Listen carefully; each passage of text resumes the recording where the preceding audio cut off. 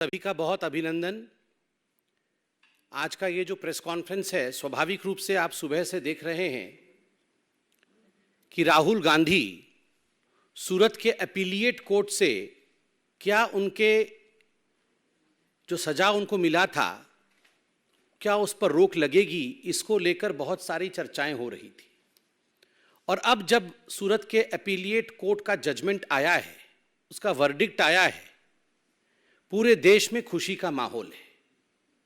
और खास करके पिछड़े वर्ग में, जिसके प्रति राहुल गांधी के मन में वैमनस्य का भाव था, जिस पिछड़े वर्ग के लिए राहुल गांधी ने आपत्तिजनक शब्दों का प्रयोग किया था, उन्हें गाली देने का काम किया था, और इतना कुछ करने के बाद राहुल गांधी और गांधी परिवार को लगता था वो बच के निकल जाएंगे, वो नहीं हो पाया है।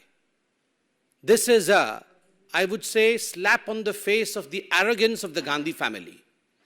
ये जो घमंड है गांधी परिवार का, और खास करके जो गांधी परिवार ये सोचती है कि हम कुछ भी कर लेंगे और हमारा कुछ नहीं बिगड़ेगा, आज सूरत के अपीलिएट कोर्ट से ये सिद्ध होता है कि कानून सबके लिए बराबर का है और कानून किसी के लिए भी अलग नहीं हो सकता है। हमें याद है जब ट्रायल कोर्ट का जजमेंट आया था तो राहुल गांधी, गांधी परिवार, कांग्रेस के लोग और एक इकोसिस्टम जो कांग्रेस के साथ रहती है, इन सब ने मिलकर एक ऐसा माहौल बनाया कि ये ट्रायल कोर्ट में कुछ गड़बड़ी थी। ये ट्रायल कोर्ट के जज और ट्रायल कोर्ट का पूरा जो सिस्टम था, कहीं ना कहीं वो बायस था। उन्होंने पक्षपात किया और राहुल गांधी को ट्रायल कोर्ट ने फंसाने की कोशिश की। राहुल गांधी का कोई इतना बड़ा जुर्म नहीं था। क्या हो गया अगर उसने ओबीसी समाज को गाली देने का काम किया? क्या हो गया अगर पिछड़े वर्ग को उसने चोर कह दिया? तो ये इतना बड़ा कोई जुर्म नहीं था, कहीं ना कहीं एक साजिश थी। This was death of democracy in India.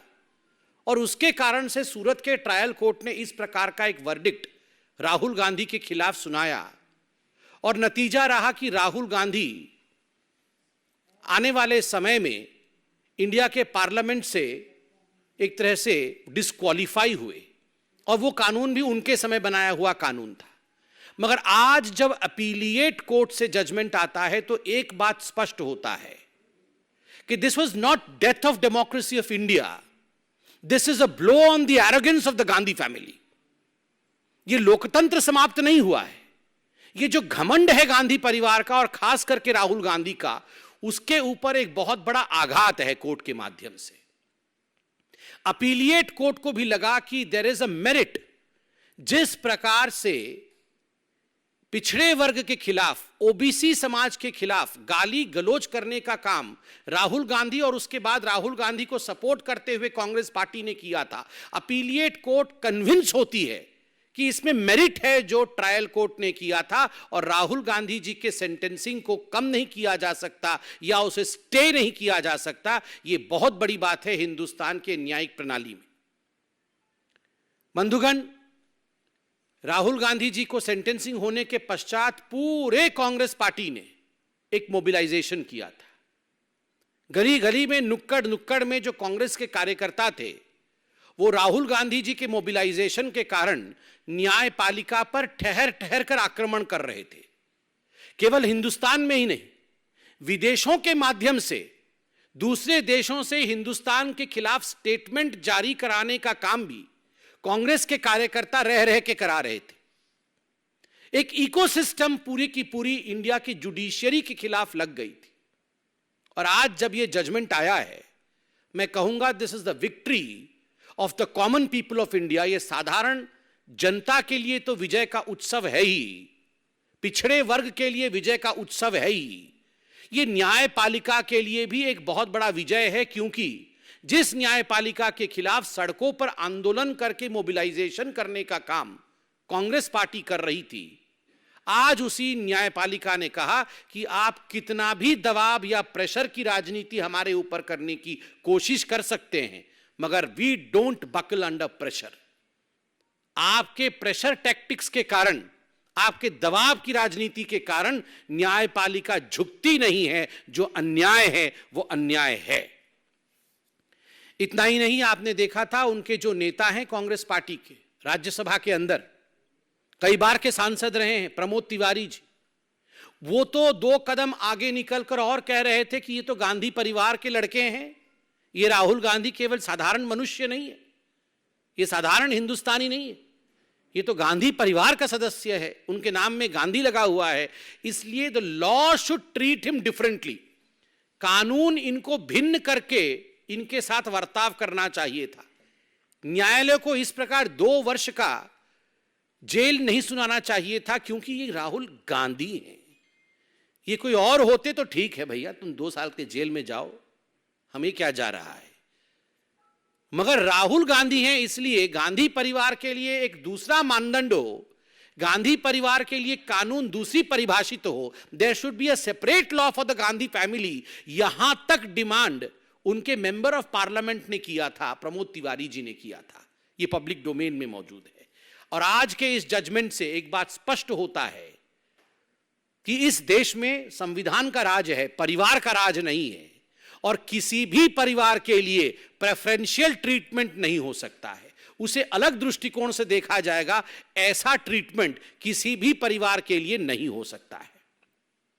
बंधुगण, आज हार 2 एंटिटीज की हुई है, 2 ऐसे मानदंड है जिनका हार हुआ है। Arrogance of the Gandhi family, Gandhi परिवार के घमंड का आज हार हुआ है, और दूसरा ये जो पूरा का पूरा इकोसिस्टम है गांधी परिवार के डिफेंस में जो उतरता है सड़कों पर, उसमें कांग्रेसी तो हैं, क्योंकि वो कांग्रेसी तो पार्टी के लोग हैं, मगर कुछ बहुत बड़े बड़े लोग ऐसे देश और विदेश में बैठे हुए हैं जिनको हम इकोसिस्टम कह सकते हैं, जो तुरंत गांधी परिवार के एरोगेंस के डिफेंस में निकल आते हैं कि जो राहुल गांधी के साथ हो रहा है ये उचित नहीं है। आज ये हार इस इकोसिस्टम का भी है।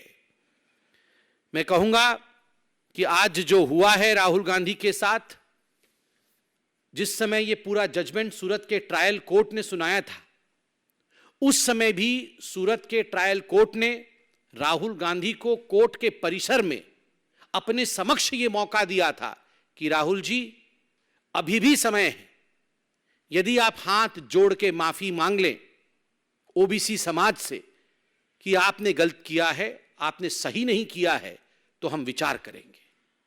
राहुल जी, आपने कहा था मैं तो राहुल गांधी हूं, there is nothing called a sorry in my dictionary. अरे राहुल जी, कान पकड़ के उठक बैठक करके आपने सुप्रीम कोर्ट में माफी मांगी थी, तो आप ये मत बोलिए कि आपकी डिक्शनरी में सॉरी शब्द नहीं है। अभी भी मौका है, अहंकार को त्यागिए, त्यजिए अहंकार को, और देश के सामने ओबीसी वर्ग से क्षमा याचना करिए कि जो मैंने किया गलत किया, मुझे ये नहीं करना चाहिए था। धन्यवाद। कोई प्रश्न हो तो अवश्य पूछें। देखिए, जहां तक कांग्रेस पार्टी का सवाल है, कांग्रेस पार्टी के इस चरित्र के विषय में कि जो लोग हिंदुस्तान के खिलाफ बोलते हैं उनको प्रमोट करना, उनको राजनीति में आगे रखना, उनको स्टार प्रचारक बनाना, ये तो कांग्रेस समय समय पर करती रही है। आज जो इमरान प्रतापगढ़ी कर्नाटक के चुनाव में स्टार प्रचारक बने हुए हैं, इस पूरे विषय को लेकर कर्नाटक प्रदेश ने, भारतीय जनता पार्टी ने वहां प्रेस कॉन्फ्रेंस किया। उनके स्टेटमेंट्स, इमरान प्रतापगढ़ी के पुराने स्टेटमेंट्स जिसमें वो बीहेडिंग को ग्लोरीफाई करते हैं, उसको भी जारी किया है। अतीक अहमद जैसे व्यक्तियों को अपना गुरु मानते हैं, उसको भी भारतीय जनता पार्टी ने कर्नाटक में उजागर किया है। मगर ये पहली बार ऐसा नहीं हो रहा। ये कुछ पॉलिटिकल पार्टी ऐसे लोगों को आगे बढ़ाती है जो बोटी बोटी काट देने वाले राजनीति पर विश्वास करते हैं। आपको याद होगा पिछले चुनावों में इस प्रकार के नारे भी प्रधानमंत्री नरेंद्र मोदी जी के लिए कहा गया था कि हम बोटी बोटी काट देंगे। ये तो वही कांग्रेस पार्टी है जिसने प्रधानमंत्री के लिए कहा हम तो कब्र खोदेंगे, मोदी तेरी कब्र खोदेगी। तो इस प्रकार की पार्टी से आप क्या आशा करते हैं?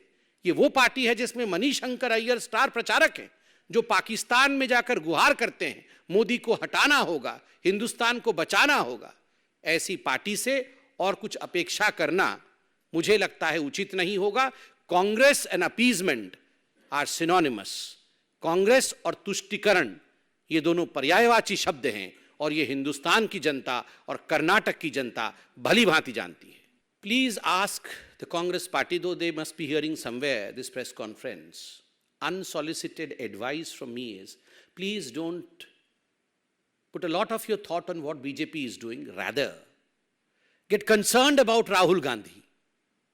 Get concerned about the fact that today an appellate court in Surat has dismissed the petition that the Congress party had filed on behalf of Rahul Gandhi. And Rahul Gandhi is yet again exposed in front of people of Karnataka and in front of people of India that the way he had attacked the OBC community, the court did not deem fit to in fact reduce his sentence, shows that today in fact the Congress should be a worried lot. Thank you.